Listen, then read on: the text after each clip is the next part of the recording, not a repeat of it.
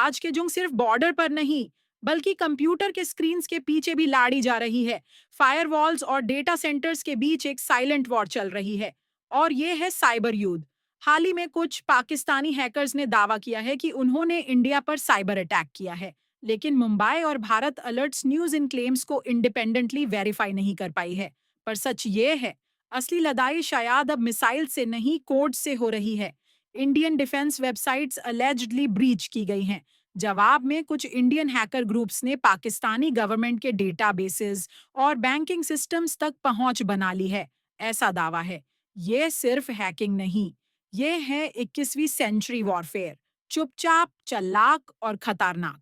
Cyber attack किसी धमाके के साथ शुरू नहीं होता, यह शुरू होता है डिजिटल छुपके से।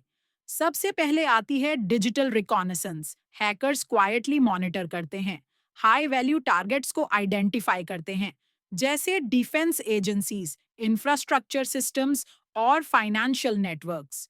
फिर शुरू होती है हंटिंग।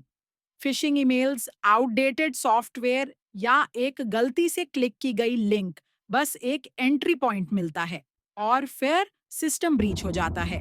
ये होती है एक साइबर अटैक की anatomy. Initial access, phishing, SQL injection या अनसिक्योर्ड वेबसाइट्स के जरिए सिस्टम में घुसना। डेटा एक्सट्रैक्शन, अंदर घुसते ही कॉन्फिडेंशियल इंफॉर्मेशन कलेक्ट करना, जैसे military data, passwords, financial records.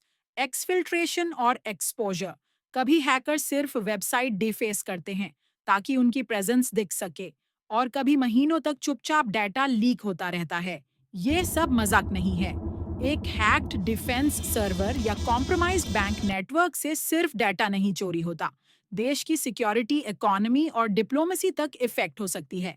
Governments कभी ऑफिशियली एडमिट नहीं करते, पर कोडिंग पैटर्न्स, आईपी एड्रेसेस और टाइम स्टैम्प्स झूठ नहीं बोलते। यह सिर्फ एक थ्रेट नहीं, एक अलर्ट है। साइबर वॉरफेयर न्यूज में शायद कम दिखे, पर इसका इम्पैक्ट हर दिन बढ़ रहा है। तो सवाल यह नहीं कि साइबर अटैक्स रुकेंगे या नहीं, सवाल यह है क्या हम तैयार हैं इस नए जुग के लिए।